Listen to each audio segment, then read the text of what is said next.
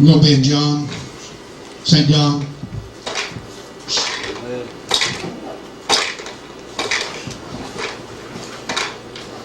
I'm going to preach somewhere else. You got to change it on me, Tim. I was going to preach somewhere else. They changed it on me sitting out there. I was like, okay. Amen. Chapter 1.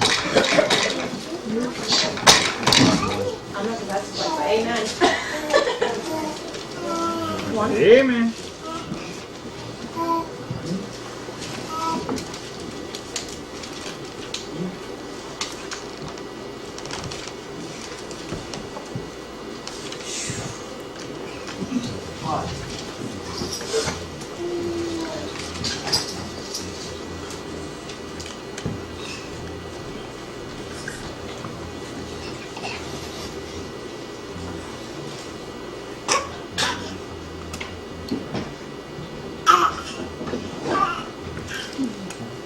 Have anybody not prayed over this yet? Prayer cloths? I don't think you have it. Rich have it. Come on, throw it to you. How close? Next home. Hey, I should play for The Cowboys. the Cowboys.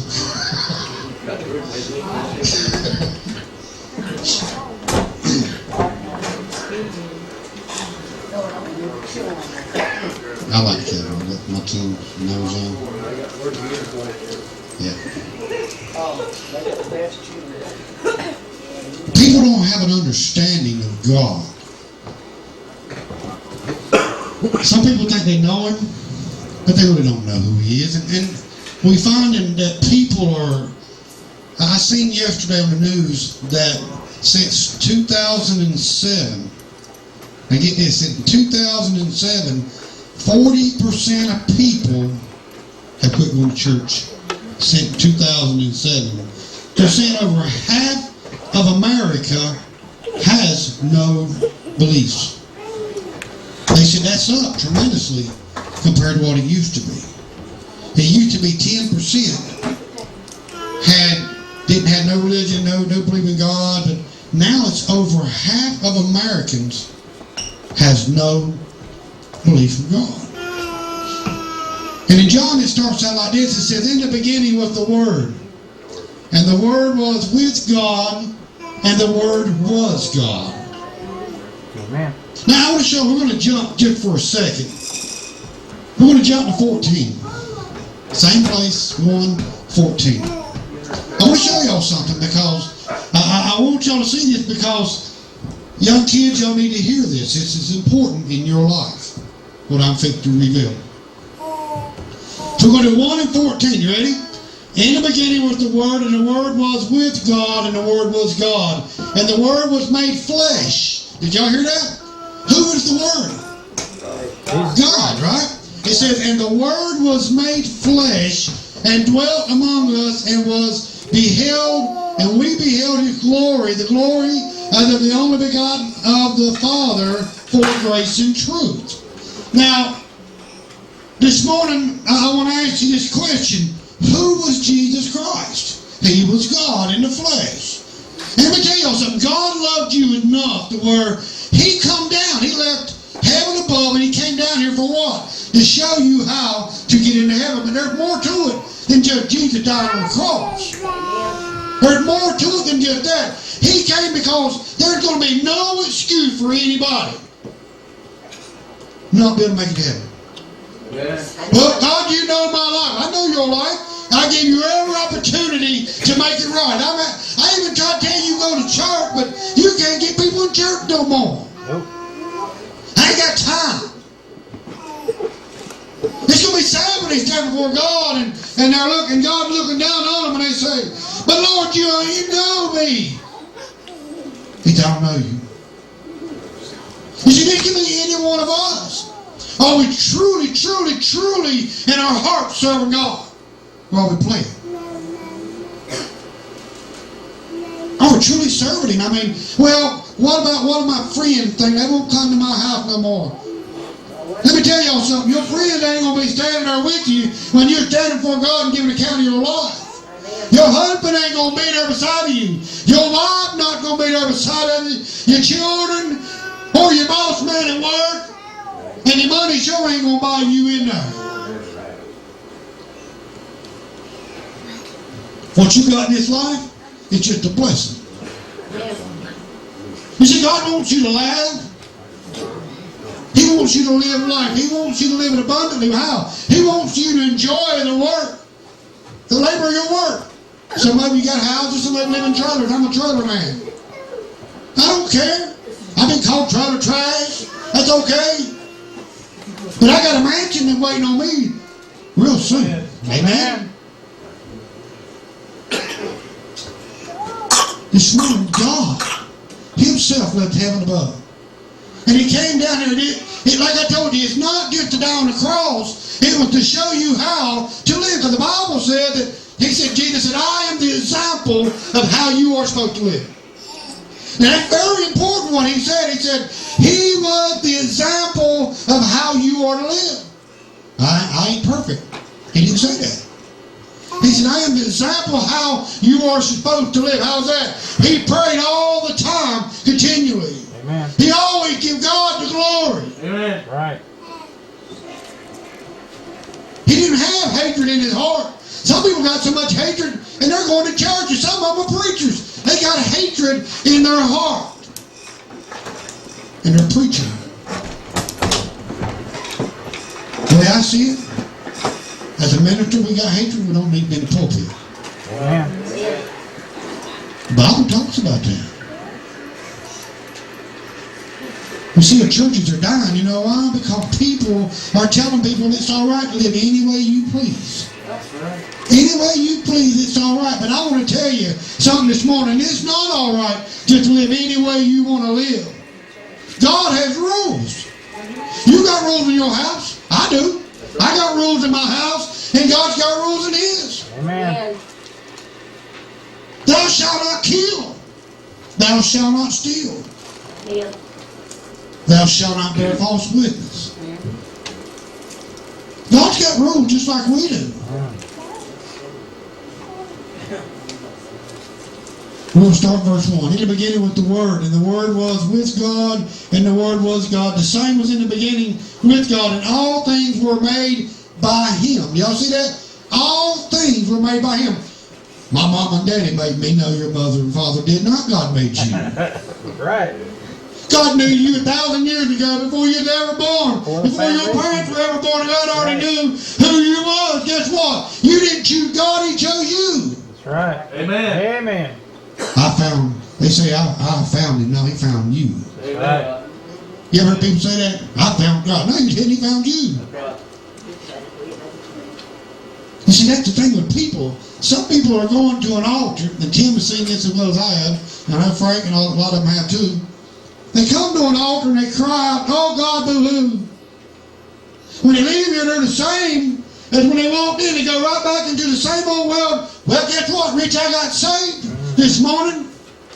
You never see them in church again. Preach it, brother. Did they get saved? I don't know. But if you get saved, you want something. You're searching for God. You're searching for something in your heart. Amen. You got to get on fire, like he said. You get a hunger inside. That's right.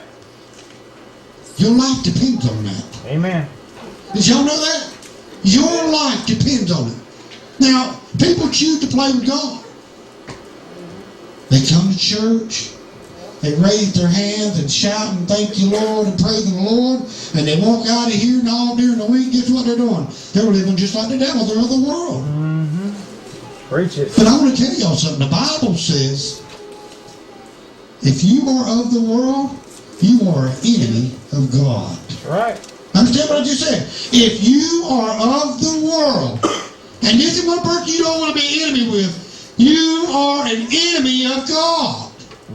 Y'all think about that. Can you imagine that you're God's enemy? You say, that ain't true. That is true. I'll show you in the Word where it says it. Amen. If you are of the world, you are an enemy of God. We can't live two ways. We can't straddle the fence. God made all things, but God made you to do what? He made you to praise Him. Amen. Thank you, Lord, for blessing me today. Most of the times I get up in the morning, Lord, I thank you for letting me wake up. I ain't saying I thank you for letting me live to today. I'm saying thank you for letting me wake up this morning. Because you don't know if you're going to be alive at the end of the day. That's right. At the end of the day, I say, Lord, thank you for letting me make it through the day. We got to start thanking Him a whole lot more. He made everything there is to be made.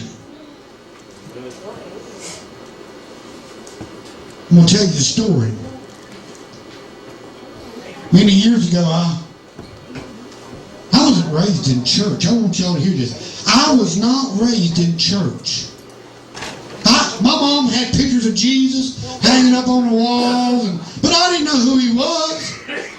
I wasn't raised in church. Once in a while, my grandpa would tell us, if you go to church with me in the morning, Sunday morning, he said, I'll take you to my house and we'll cook you some, your grandma will cook you something to eat. Let me tell you something, she was a good cook. I'm going to get up and go to church. But we didn't have to go to preaching. I get this. We didn't go to preaching. We only went to Sunday school. And he said, y'all want to start preaching? Heck no, let's go home. Let's go eat. I'm telling you what is true. And in my life, I never knew who Jesus was. He was a young man, 16, 18 years old. But something happened many years ago. I told you about the story of Why Me Lord. But I want to tell you another story. What really made me start thinking, I was at a party one night. We were just sitting around, just partying, and all of a sudden, this guy in the blue says, let's go burn a church. Now, I don't go to church. I don't know much about God. But in my spirit, something told me, said, don't do it. Amen. And all of a sudden, it's like something clicked in my head. Burn a church, burn a church. Let me tell y'all something. Simple as a few words can change somebody's life. Amen. Yeah. From that part right there, changed my life. Burn a church. Why? Why would I want to go burn a church? So then I had felt myself trying to figure out how to get out of the situation that I was in, and I just said, well, I got to go. Something came up. Did he go burn a church? I have no idea.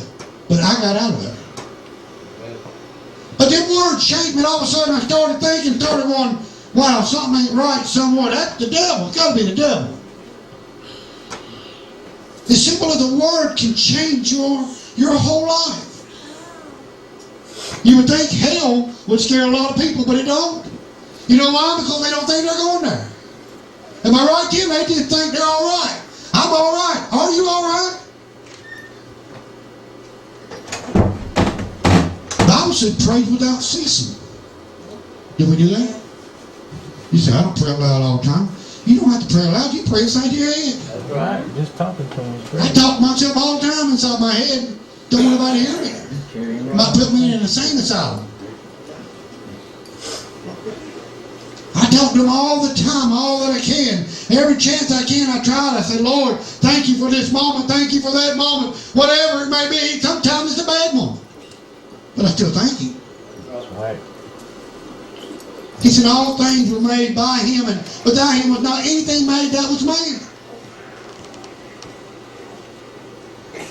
I went through a trial in my life as a young man, and I got in my 20s, and I was like, who is God? I've been in church a little bit, but I was in and out, and I was trying to figure out who God was. And I watched this movie, and it wasn't as inspiring, but it made me think. There was these Chinese men that they work in these rice fields. You ever seen that? They out there all day long, and they pick, and it's hot.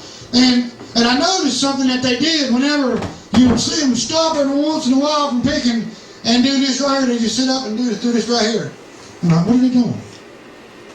And what they were doing was, when a small, gentle breeze would come through, they would sit up to just grasp it. And I realized at that moment, that's the way God is. So now I'm starting to seek God. And who is God? Where are you at?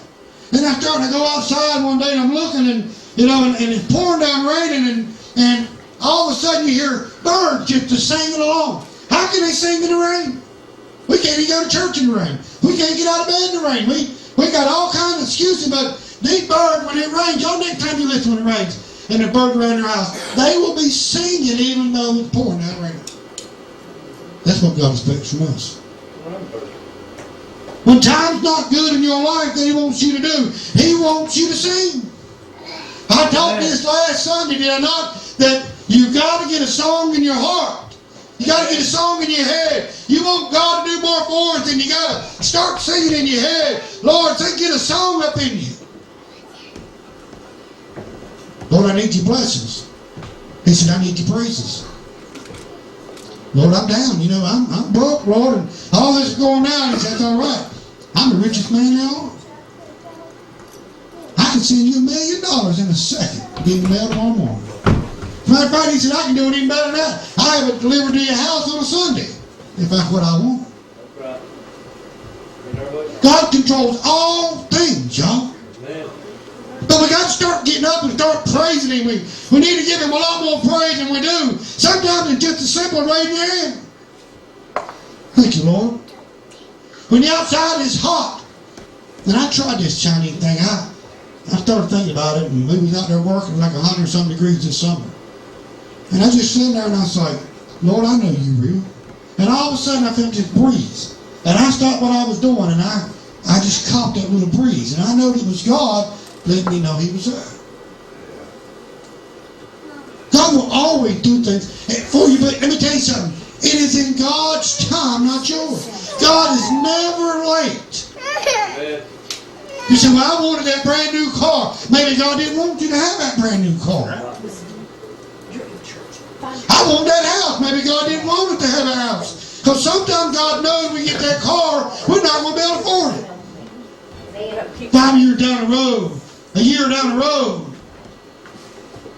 God knows what's best for us. But see, we're at the time in our lives where we want. But instead you're supposed to say, Lord, if it's your will, let the doors open. Let me tell you something. When God opens the doors, you're going to fall right in it. Ain't no man said it. Everything will fall right into place for you. Amen. Why? Because He made all things. When you go outside and you look at that grass, man didn't make that grass. We might can duplicate it by seed, but man can't speak that grass into existence. You look at them trees out there. God made them trees. You got all kind of fruit trees. Did you know there's over 300 different types of apples? Did y'all know that? Look at that. Hundreds of different types of apples. All I know is Granny and the red and I don't know, like 3 or 4. There's hundreds of them. That's what God has made. Man didn't do that. God did that. You take the roses, I like that, and that's what I use a lot of used to. The rose bush will die out. Right? The rose will fall off, the leaves fall off. Next year, guess what happens? The rose will grow back. The rose will grow back and it'll smell the same, look the same. It's the same. Man can't do that. You see, I was taught in school that we could have been from a monkey. I was also taught the Big Bang Theory. I told somebody this the other day, I said, or the other week, I said, if you believe in the Big Bang Theory, let me ask you this question. He said, well, I said, so we all started from one little old cell, one little old deal. He said, yeah. I said, then how come the dogs and the cats have different language than we do? If we just started from, we all should be the same across the board. They should be able to talk as good as we can. We should all be the same. He said, no, it don't work like that. I said, it has to work like that. You started from one little old deal. What did they split off in 1,000 different pieces? I said, man, think about that. I told that guy, I said, think about what you're saying. What you're saying don't make sense. And if we were evolved from a monkey, how come the monkeys that are here now don't speak? That's right. Why they still monkeys? That's right. If we evolved from a monkey, why are they not turning human? Been thousands of years now, right? Think about it. It's been thousands of years, same monkey been out there. Out there breed the same monkey, but yet they're still not talking. So these people are trying to get you to believe a lie. That's right. To get you not to believe God. God said, I made all things. He made you. You take the body, thousand years, and we still ain't got the whole body figured out. You take your kidney, it filters out the good and the bad. It just gets away, throws away the bad and keeps the good. Do y'all think that just happened by chance? It's God. Look at people been healed by cancers, and doctors say there is no hope. They go to church, and those that are truly Christian in God said, I want to show you that the real hope is here. And it's Jesus Christ, and they get healed. Who is that? It's God. God fixes your life. Think about this. Some of you are in a situation right now in your life, but it only comes in season. Think about this. In 3 months, you might be in a situation right now. 3 or 4 months later from now, you've been in a whole different ballgame. You done forgot about the situation you thought was going to kill you 3 months ago, but now you're in a whole different ballgame. It only comes in season. But I got news for everybody. He's fit to come back. Amen. And there's going to be some shocked people in this world that's going to get left behind. There are churches out there that say that world Christian church is no good. You know why they say we ain't no good? Because we're giving you the real deal. Amen. We are feeding you the Word. Amen. It ain't all in the shout. It's all in the learning. Amen. The more you know about God, the better and closer you'll get to God. The less you know about God, I know churches that are just playing this music for an hour and they'll be jumping up and shouting. But you got to get fed. Amen. You got to get off the milk and get into the meat. Amen. You got to know who He is. It's important. He wants you to know, hey, this is who I am. Let's leave out the Old Testament. Why? That's who God is. Amen. What about the New Testament? New Testament, a lot of it telling you how to get to heaven. The Old Testament tell you who God is. Amen. Let me tell y'all something. God don't play. Amen. People think God plays. He don't play. He'll let you go so long, and guess what He'll do? He'll slap you to the ground. Amen. Back like in old days, Mom and Daddy would do to you. Grandma and Grandpa, they slap you to the ground. You didn't back talk them. You don't back talk God either. How do I know? I've been slapped to the ground. I believe God punched me one time. What do you do? God knocked me clean out. I hurt for months. God ain't playing. God wants you to come to heaven. He wants you to come, but you know what He ain't going to do? He's not going to make you do it. That's right. It is your choice. Either you serve Him or you don't. Well, I'll serve Him today, but tomorrow I ain't serving Him. You're going to butt tail wide open because of self. Amen. There's Christians in hell. You say, ain't no possible. I'm going to tell you it's possible. Self-made Christians are in hell. Right. They're busting hell wide open. Even the Bible talks about it. He said, they're going to come before me and say, Lord, I did all these things. Lord, I cast out demons in your name. I did all these things. You know what He's going to look at them and say? Flee from me, you worker of iniquity, I never knew you. Can you imagine God looking at you and saying, I never knew you? Here's something else. He's going to cast them into hell. You know what cast means? Throw. He's not going to say, oh, you've been bad, and they put you in hell. He's going to grab them up, and He's going to sling them into hell. He don't care how they land. He don't care what they do. It's over. Yeah. But this is what I believe.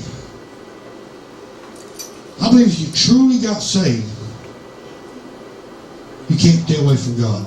Amen. You might can go away a little while, but a true person that truly gets saved, you can't stay away from God. Amen. You can't. I mean, it's just not possible. As a true Christian, you can walk away for a little while, but I believe that you've got to come back. Why? Because somewhere down the line, He touched your life. He touched your heart. And He's going to pull you back. He's going to pull the children back. Yeah. A person that can stay away from God for years and years and years, I question their salvation. I can't. I mean, I ain't going to lie to you. I tried. I'll be first to admit, I tried. I ain't going to church. I ain't doing that anymore. I like something He said in the Bible. Let's go to 10. It said, He was in the world, and the world was made by Him, and the world knew him not. That's the way it is right now. Verse 10. Get it? He was in the world, and the world was made by him, and the world knew him not. In verse 11, he came into his own, and his own received him not. We see it every day. I invite people to church all the time. I'll come visit you at your church. You see, here's what they're doing. They're not lying to me. They're lying to God. That's right. I see people get upset. I invite people to church, and they tell me they're going to come, they never show. They're not lying to you. They're lying to God. They got to stand for God for that. We got to make it right. This morning, I want you to know something. God created you, not your parents. God created you. He knew where you were going to be. In 2015, He knew that you were going to be a World Christian Church. He knew some of you were going to be in a trial in your life. He knew some of you were going to struggle. Yeah. But He knew the end result. He knows that you're going to make it through that time in your life. Have you ever been in a situation? You say, I ain't going to make it through this one. Yeah.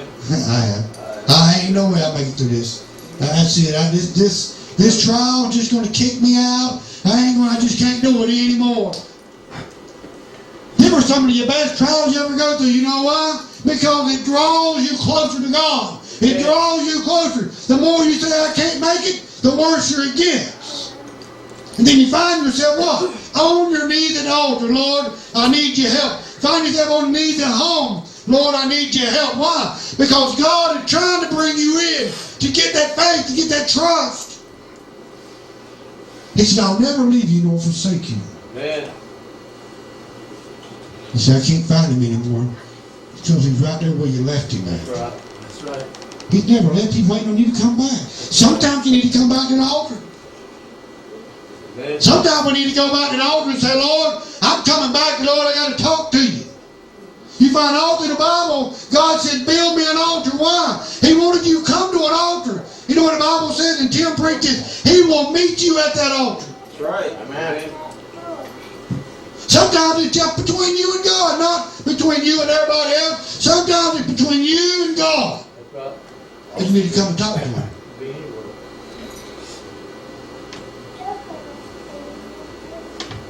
What my friends think. Church, if they see me go to the altar. I don't care. I'm going to be honest with you. I don't care what my friends think of me. If you see me go to the altar, so be it. If I don't, so be it.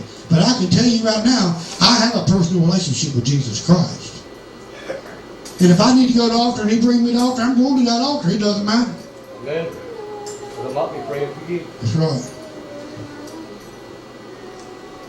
12, but as many as received Him, to them gave He power to become the sons of God, even to them that believe on His name. 13, which were born not of blood, nor the will of flesh, nor the will of man, but of God.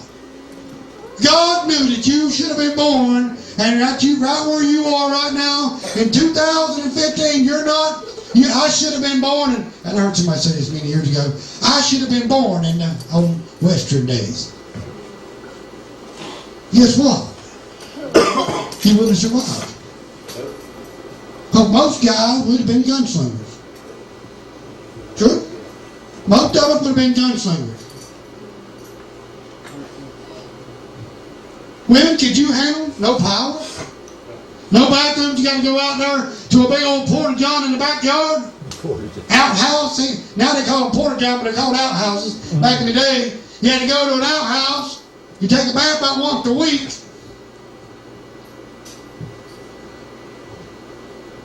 God knew that you wasn't supposed to be there. You're in the right time right now. You got 15 minutes to make a difference in this life. It's up to you. Do people, when they see you, they know you as a Christian at work? They ain't got to know you as a minister. I don't want them to know me as a minister. I want them to know me as a Christian.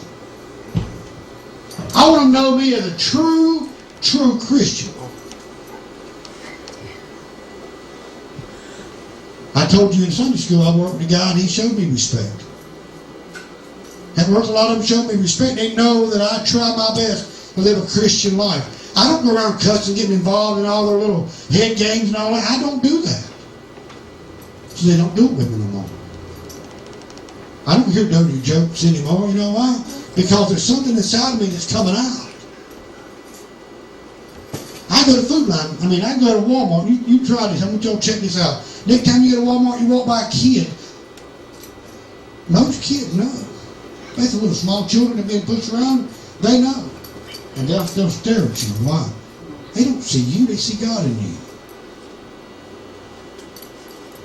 When you get around somebody, do they see God in you or do they see something else? Your children will tell all. Your children know who you are at home. Yep. Think about it. They know who you are at home. I told y'all a story many years ago that I went and visited somebody and I said, boy, your daddy's a good old Christian. They said, oh, you don't know my daddy. You don't know him like you think you do, preacher. They start telling on him.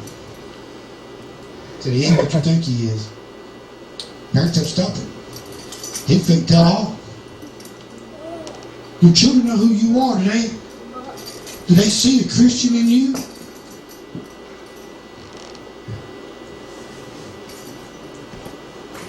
Michaela, all her grade work, I can bring it to you and show you. I got some at the house. When she's at school, when she does her grade work, on the back of her papers, she writes a big old cross and puts Jesus in the middle. Write Jesus in there. She drew this the other day. Right here. All from Jesus. 8-year-old. Somebody doing something right. She's in church. She's watching your life. She's watching my life. And I'll tell you something else. That Keely? Michaela does it too. Keely does it. My grandkid is sitting right in front of me. You ever hear me cuss? Have you ever heard me cuss? Never. You got to live a Christian life, whether you're in front of your children, whether you're in a Food Line, whether you Walmart, or wherever you may. I think to come to an end. You've got to live that life. God made you to be something special. What? To praise Him. Amen.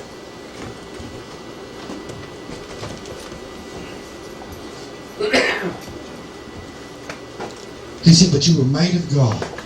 Amen. This morning, I want to tell y'all something. God loves you. Alicia, I don't know your situation. You're there. But I want to tell you something. Give it to God and let Him have it. Amen. That's right. That's temporary. It's just a short season, amen? You got to give it to God, and sometimes it's hard. Like your mother. When you came here, you were struggling with that situation. According to what I got out of it, her days were numbered. She wouldn't have made it a month, am I right? She done outdid it all right now. You know why? Because we truly, when we pray, we believe that our God is going to answer our prayer. Amen. Now, am I going to tell you she's going to live forever? No. Nothing wrong with that. But God gave you some more time with your mama. Belinda, God gave her time with her daddy. He was stage 4 for a long time, and he should have died a long time ago, but until he died last night. But he waited a year or two before he passed away. God gave her time. God wants us to take time with our parents. God wants us to take time with our children. I telling Rick last night, and some of you may believe it, may be for it, maybe not, but we went trick-or-treating. I took our children. And they were laughing and running and laughing and cutting up and just enjoyed, were they not? They were just laughing and cutting up. I said, just think about this. If they passed away tonight, you knew they were happy right before they went. You know that. But the biggest thing is they got to know who Jesus is. I didn't know. I mean, if I would have knew as a younger man, I might have been even a better minister. I might have been a different kind of minister. I don't know. I might have went to school. I don't know. But that's what God planned for my life to be where it was. You look in the Bible, He didn't go to churches to pick His disciples. Tim, He went out there and got people like you. And me. And y'all. Every one of y'all. He went out there and chose y'all. Paul was a killer. Serial killer. He went out into the world and picked us. I know you might be going somewhere today, but that's all right. He chose people like you, Eric. But this morning, God wants you to know something.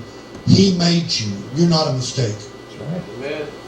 Your life is not a mistake. Sometimes you got to go through trials. I went through millions and millions and millions of trials. I've lost home after home, and I've lost all kinds of stuff in my life.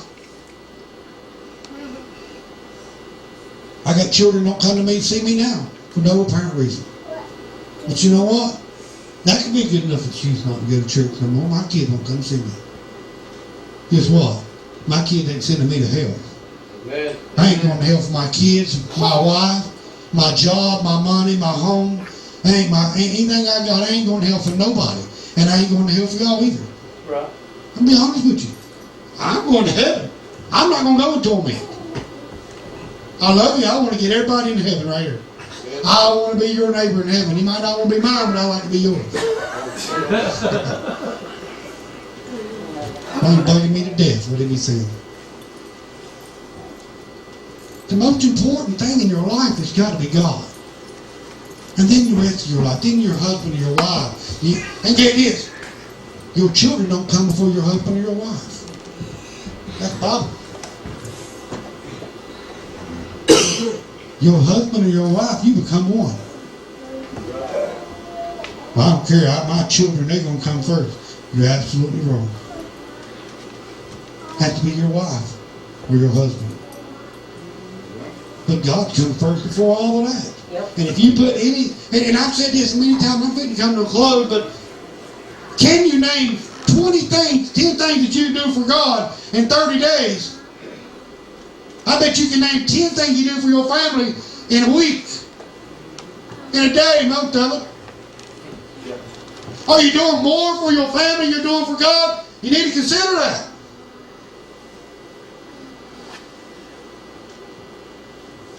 I can't get enough. Shall we put us all on?